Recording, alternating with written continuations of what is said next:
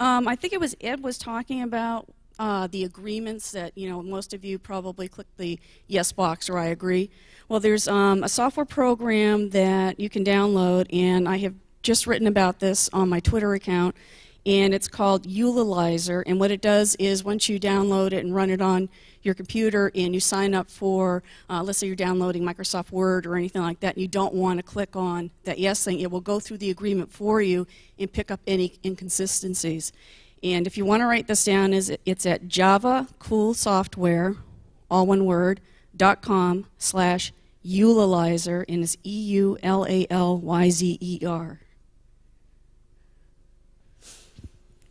All right, I'm going to go here. I know everybody's probably wondering about lunch, so I'm going to try and get through this really quick. I wanted to talk a little bit about how I got into this. Back in 1996, I thought I was an expert. I'm a real big technology geek from way back. I worked for this company called MFE Corporation. If you remember the 5 1/4-inch floppy disk drives, they were the ones that originally built those. I also worked for a word processing company called WordStar that was around before WordPerfect and Microsoft and everything else, and that was in Boston, and that was back in the early 1980s. I purchased one of the first IBM PC Juniors. Did they even sell those over here? Did anyone have one of those? And I was a member of Genie, and this is in the late 80s in California. It was through Sears and Roebuck. And it was basically a bulletin board service, and it was kind of the first inklings of the internet where you could chat with anyone else just in text, online, back and forth. And so that was my first encounter with kind of a non-internet internet. And I signed up finally for the internet in 1995, and the only reason it took me that long was I lived in Okinawa, Japan for 3 years prior to that, and they didn't have anything over there. So as soon as I got back to the States, discovered the internet and loved it. And I also work, and I still work for them online now, the University of Maryland, University College, and I was teaching basic and advanced internet classes, how to build your website, how to use email programs, various things, the basics of using the internet. So I honestly thought I was an expert, and I was the last person you would expect to become an online victim. And what happened was, coming back from Okinawa, I published 6 books over there. And when I got back, I wanted to try and find an agent over here, or over in the USA, and there was somebody posting messages on Usenet, or newsgroups as it was called back then, saying they were looking for writers, and it's send short stories, send anything, self-addressed stamped envelope. So I called the number on there, and I talked to the guy, and he sounded very professional, very nice. Sent him my proposal. I got it back within a week saying, "This is wonderful, send us your manuscript along with a reading fee." And a little warning bell went off in my head because I know that agents don't work like that. They sell your manuscript to a publisher, and then once you get a contract and everything, that's how their money is made. So I started making inquiries around and found out that these people were doing, it wasn't called spamming back then, but they were sending messages to hundreds of different news groups, didn't matter whether they were writing related or not, and trying to basically scam people. So I began warning people, and I had some writers get in touch with me and said that they had actually been scammed, and one woman had paid out over $1,400 before she realized that there was a problem. After the reading fee came a contract fee, then it was, we have to take publishers out for lunch, you need to send me money so I could pay for lunches and things like that. And so I was trying to help them get their money back. And when I did, all of a sudden, this is in September of 1996. In December, all of a sudden, my email account started getting email bombs, just hundreds upon hundreds of emails coming in trying to flood my inbox so that it would shut down. I had to work with my internet service provider, getting those cleaned up.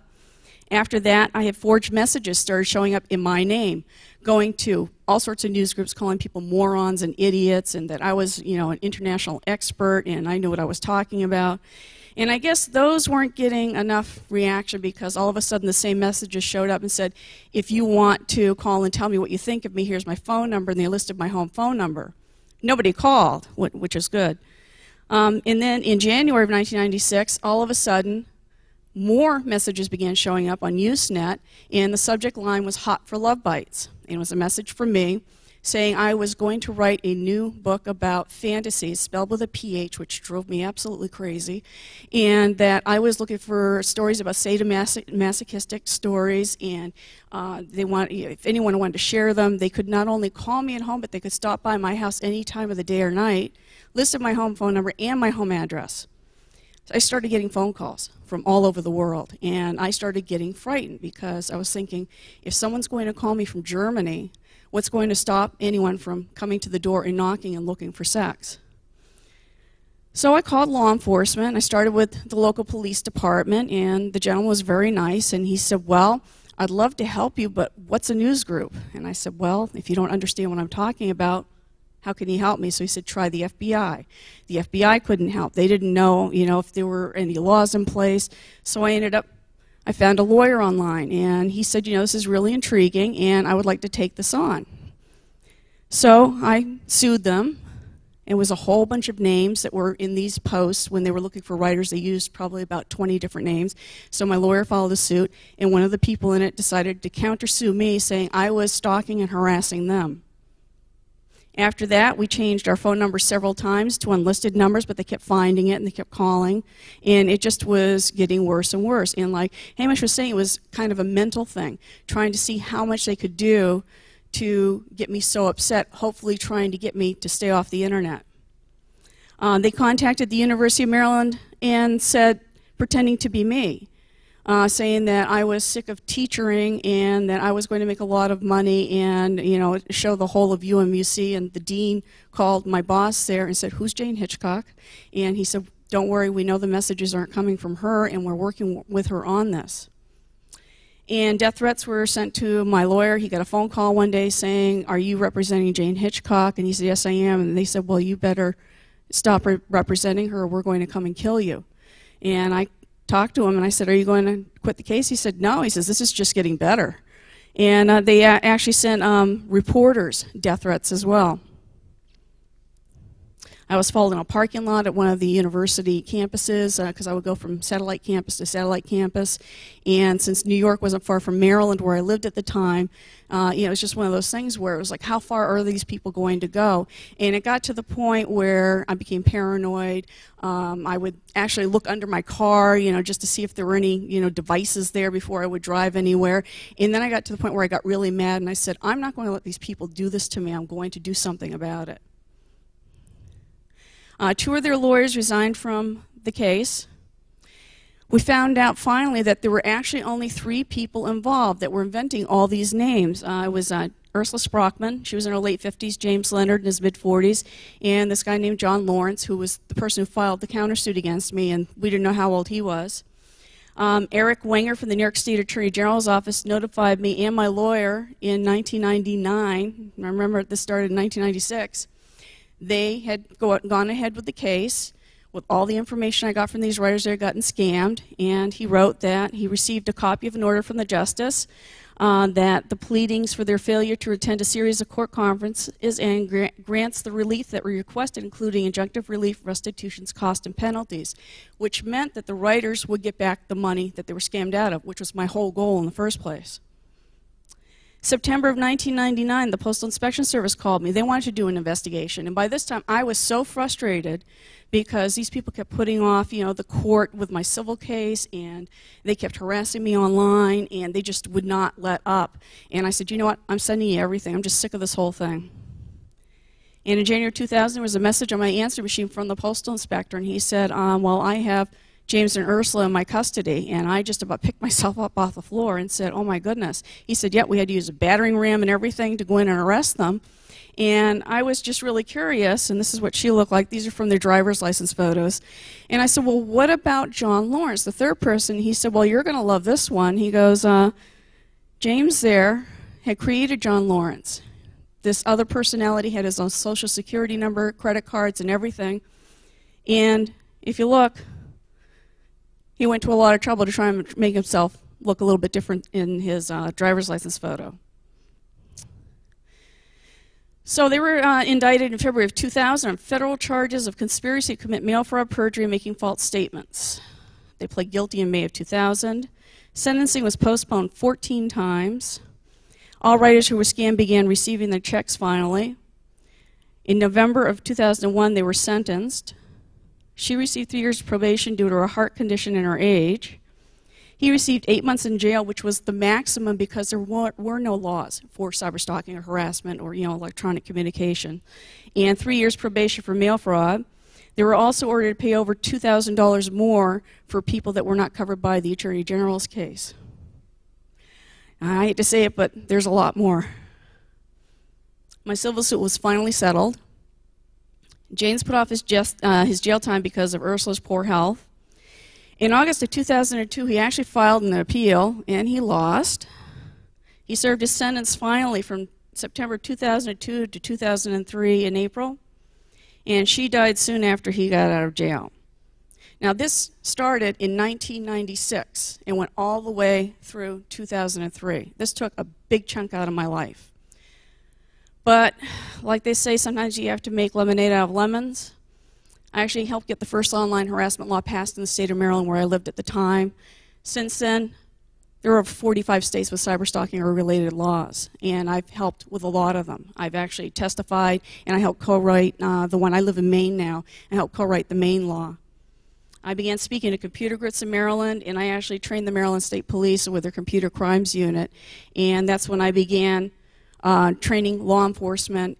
And going from there, I still do training of law enforcement, but going from there, and now, where you have a lot of kids online, I speak to middle, high school groups. I speak to just about anybody that will listen to me talk about this.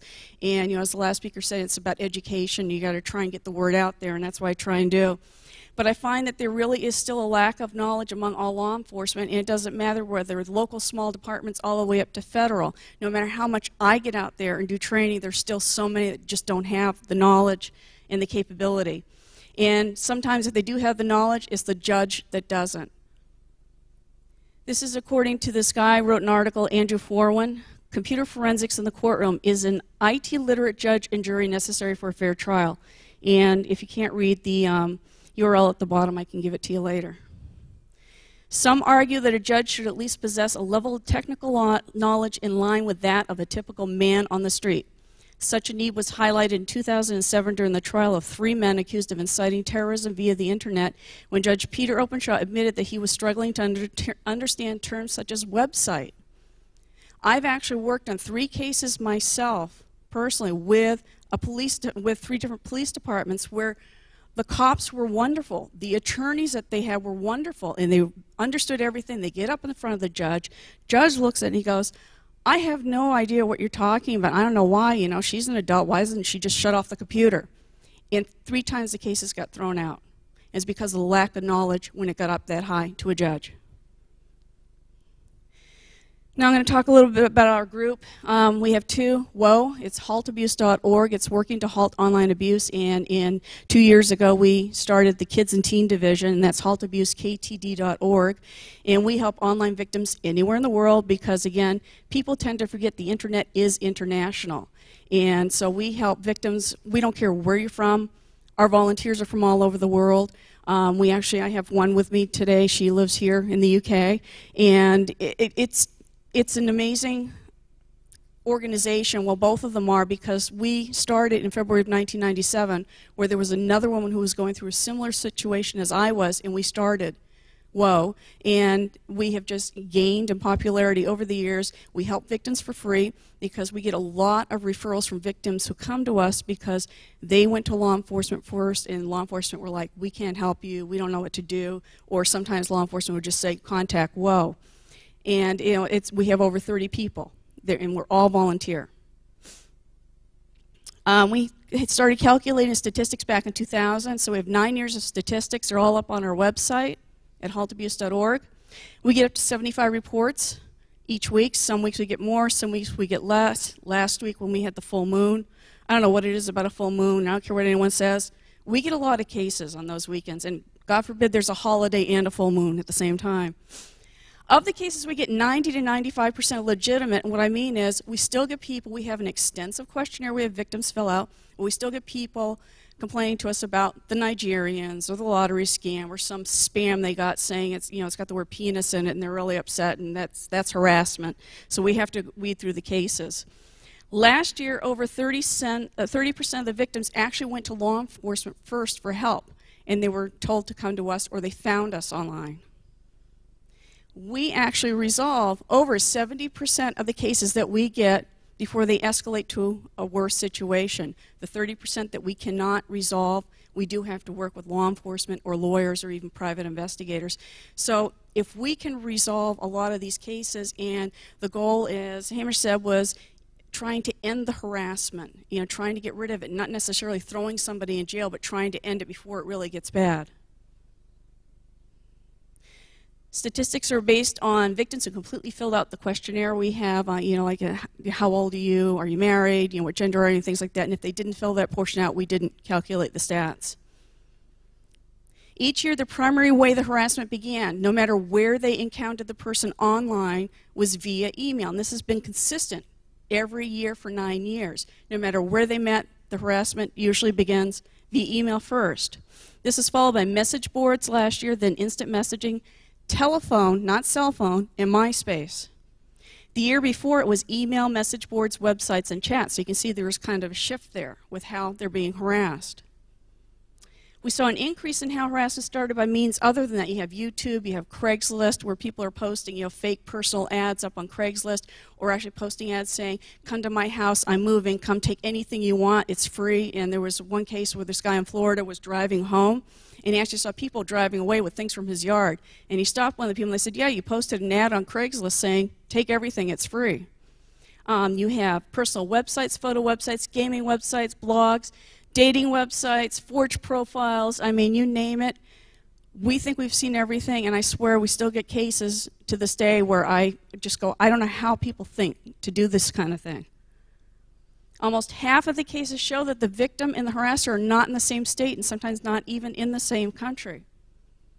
Male and female harassers were almost equal last year. Males are 42%, females 31%.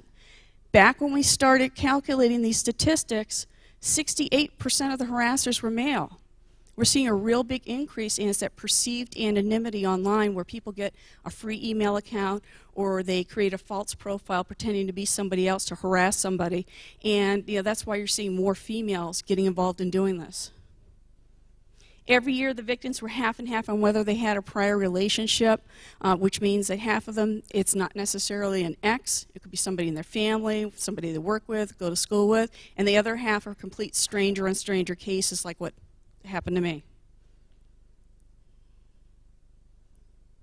Cyber Angels is another online organization, and they actually get 800 requests for help each week. They're a lot bigger. They've been around just a little bit longer. You couple that with our 75 cases each week, which kind of looks minuscule, but still you add that up, that's an estimated 46,000 victims each year that just 2 organizations help. And there are a lot more organizations like ours. And when you consider that there are over 1 billion people online, if even 1% become victims, it's still 10 billion people. And that's more than we can handle, definitely, but that's where it comes down to trying to educate people, showing people. We have tips on our website on how to try and handle the harassment first. So who are they? And this is talked about. They're not computer experts. They're not hackers. They know just enough to cause trouble. They're mostly white collar, and just like Hamish said, most of them don't have prior records. It's a Dr. Jekyll and Mr. Hyde syndrome. During the day, they're a very normal person. They go home, they get on that computer, and their personality just changes, and they become this evil person. On the stranger and stranger cases, I call it internet road rage, where it's just like, I don't know if you have that here, but in the U.S., you see somebody going down the highway being chased by somebody else, and you're wondering what would tick somebody off that much to make them start chasing a complete stranger down the highway. And the same thing happens on the information superhighway. Somebody will take offense at something somebody posted. Somebody will get upset at an eBay transaction gone wrong. Somebody will read something on someone's blog and say, oh, I don't like that at all. And then that, this perceived injustice, causes internet road rage. They're clever, but they're not smart, because if we can, help 70% of these victims, get their cases taken care of, then we must be doing something right. And this is from the mouths of woe victims. I asked some victims I worked with recently, I just said, what was your experience with law enforcement? My small town local department was supportive but not particularly computer savvy. Once they discovered that my state has a law against cyber harassment, they filed charges. And she already provided them with the harasser's name, but they left it to her to locate the harasser and then requested that she obtain a restraining order herself. Now, it turns out that this is her ex-husband. He lives over here in England, so the order was served here, and the U.S. court left it to her to assure that the return on the service was timely. But she did say that the Metropolitan Police here were extremely professional and went out of their way to contact the courts in the states. The case remains open as her harasser failed to appear at the arraignment, but her local police willingly maintain an open file for her. And, you know, this has been ongoing for years. Another one said local police were not willing to prosecute, although the detective outright said that there was evidence of terroristic threats. He called the stalker, even though I argued it would enrage him and could possibly have more negative consequences for me. His response, "You just want it to stop, don't you? I have more luck with a restraining order than I did with local police." This last one said, I contacted the police, the post office, my congressman, etc. This has been going on for a few years now. Unfortunately, my police department isn't the smartest and are just as computer illiterate as I am. It's unfortunate because you do get some police departments out there that are very computer savvy and can take care of cases, and then you get, you know, victims like this that aren't getting the help that they need. This is a case that I was working on recently. A man came to us for help in May of 2008. He and members of his family had been receiving emails from this guy that his younger sister had dated 10 years previously. And all of a sudden he decided in May of 2008 to start sending emails. The victim, the brother, tried to explain to this man that his sister moved on to let it go. The harasser lives in Sweden, sent an average of 12 emails a day to the victim and family members. The majority of the messages had no text at all, and usually just a subject line, and if there was text, it was like one line or one word. The harasser used several Yahoo and Hotmail accounts, opening up new ones when the victims would filter or block his email address or domains. Now, the harasser also called and sent things via postal mail from Sweden. Calls were screened by victims, and items were returned to sender, you know, through the postal service.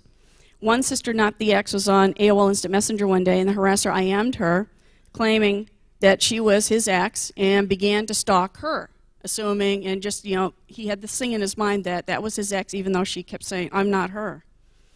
She began receiving wordy emails from him, as many as a dozen a day. So by the time they came to us, I filed complaints to Yahoo, Hotmail, and the harasser's ISP, which is Telia.com in Sweden. The harassment slowed down a little bit until July, and then they were still originating from Telia.com, so I filed more complaints. And then all of a sudden, I began to receive harassing emails from this guy. And I'm going, what is going on? And I found out Telia.com had forwarded my complaint to them, to the harasser. This is it. And I wrote to them. I said to Telia.com, I was disappointed you felt you had to forward my complaint to the harasser as using your services. You know, he was asked politely by both the victim and his wife to stop communication with them, and he refuses to do so. That is why I sent the complaints to you and Yahoo. Now he is making veiled threats against me and my organization. I'm not pleased with this at all. This is the response I get. Dear Mrs. Hitchcock, since our user from the very beginning was well aware of who was complaining about these emails, and since you represent an organization, we don't feel that we need to keep any information from our user regardless of his bad manners. Bad manners. I was, okay. We do not give away names of private persons in cases that we investigate, but he felt it was okay to give my name out. Every user has the right to know what caused the warning that was sent to him. This case has reached an unpleasant level, that is true, but we find it hard to believe that any authority in Sweden will take his complaint seriously. He is not behaving in a way that makes people think of him as serious and trustworthy. So obviously the ISP could care less. The harasser began using internet cafes because now he knew Telia.com was onto him. The cafes were contacted this time, as were Hotmail and Yahoo, and then he sent a series of emails from his Telia.com account again on July 20th, 21st, and 22nd of 2008, and I emailed them again for help. I said, will you do something about this abusive user? He refuses to stop. I just couldn't understand. They knew he was breaking their terms of service agreement, which I checked online. They did have one, but they refused to do anything about it. So they didn't respond. The next day, I got an email from Melissa. Now, this is where I think it was Hamish was talking about, you know, the concern about whether or not the harasser, if they're in another country, if they will have the means and ways to go to confront their victim. She writes to me, I'm not going to read the whole thing. He actually went to her house. He flew from Sweden to North Carolina, rang the doorbell. And she was like, may I help you? Then he said he was looking for my sister. I could tell from his accent it was him. I simply told him Veronica doesn't live here, and he asked if her address was 702A or B, and I just told her, you know, she doesn't live here. Her husband was in town, and I told him to come to the house, and that Martin was on his way to her sister's. So the husband passes this guy, calls the police get involved, and it just was crazy. I mean, the North Carolina police got him to leave the sister's house, went back to his hotel, and basically kicked him out of the country. And the North Carolina police have been absolutely wonderful. They've got him on a watch list, you know, so they'll know if he tries to come in again. He went back to use the internet cafes, ImailTellYou.com, once again. I tried to be really nice when I sent them an email. No response from them. Things quieted down until November of 2008 when he began emailing her again. I continued to file complaints. He opened up new Hotmail and Yahoo accounts as soon as they were canceled. I mean, Hotmail and Yahoo, I have to give them kudos. They were really good. They kept canceling the accounts, but he just kept opening up new ones. Email stopped after January 21st of this year. So far, cross your fingers, nothing's happened since then. So I'm hoping that this guy got the message. But this is one case where it really was frightening when the victim emails me and says he was at my door, because you never know what he could have done to her. So what I'd love to get from ISPs and websites, and I spoke at a conference in San Francisco in February, and there were representatives from Facebook and MySpace, AOL, Time Warner, from all over. And I told them, I said, don't start throwing things at me, because this is what we would like to see from you to try and make it safer for all users online. Make it easy for victims to find an abuse email address. Sometimes victims come to us and they go, we don't know, I don't know where to find on MySpace or Facebook. How do I file a complaint? Send a response to the victim, even if it's a form response. You know, I'll have victims, we say to them, if you haven't filed a complaint yet, do it first before we help you. And they'll say, well, I haven't heard from the ISP. What do? I said, well, you know what? They don't always send you a response. Let's see if any more harassment occurs. And I told the ISPs, I said, please, just, even if it says we've received your email, we're looking into the matter. Take the complaint seriously, especially when proof is provided. If the victim didn't send the right info, let them know what is needed. Don't just ignore it and hope it goes away. If we come to the ISP for help with a case, please let us know the status is, such as whether the harasser was warned or the account canceled, so that the victim gets some relief. I mean, it's really heartbreaking when you get, you know, emails every day from a victim going, have you heard anything, have you heard anything, have you heard anything? If a warning was given first to the customer, don't let it go on and on. Please cancel the account if they continue to abuse it. The majority of our cases end when the harassers know they will be punished by their ISP. That's how we resolve the cases. We file the complaints. The ISP either says, stop doing this, or you lose your account, and most people don't want to lose their account. If free email providers in sites like MySpace, Facebook, etc., made people verify who they are before getting an account, that would cut down on the majority of these cases. And that's my whole big beef with these websites. And this is when they started throwing rolls at me. No, they didn't. But, you know, I just told them, I said, you know, if you verified the person when they, you know, signed up, instead of making it for this Martin guy, every time a Yahoo or Hotmail account was canceled, he just opened up a new one. If somebody gets a Facebook or MySpace account canceled, they can just open up a new one under a different name. Or if there's a way to block an IP address from opening new accounts, that helps. If they could do that on their end, that would help a lot. And I found this kind of interesting. How many of you saw this? Twitter is launching a verification service, but it's to protect celebrities. I just about blew my top off. I'm sitting here going, if they can create a verification service, why not make it available for everyone so that they know when people sign up that they are the real person? It's not just celebrities who are stalked, online, offline, wherever. And if they can do a verification service, then you know what? That means all these other websites and these ISPs can do the same thing. So I'm hoping that we will see some changes. As they said, my book, you have it. And, you know, if you have any questions, I guess, do we have time for questions before people are storming up eating food? Okay. Oh, and the box that you got that says Protect Your Computer, Video Professor based a lesson plan on my book, and they ran out of boxes. It's supposed to be Protect Yourself Online. So inside the box is the actual lesson plan based on my book. So ignore what's written on the box, okay? Sorry about that.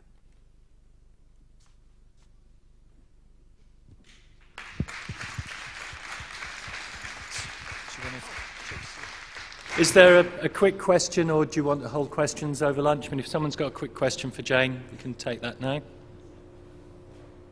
No? Yeah? What can you do for Graham? I talked to him on the break earlier. We are going to see what we can do because I'm really frustrated with that. You know, not only the Jamaican ISP, but the website. Oh, here I'm just talking. I'm sorry.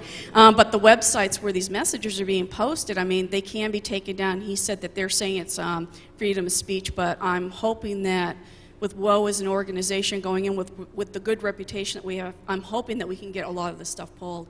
And I did, as a favor to him, I know Vince Cerf, who was on the board of Google, and I emailed him a letter that Graham had sent me and haven't heard anything, and that's the response you got from Google, right? Yeah, so, you know, I'm trying, you know, to do the best I can, but we're going to try and do some more.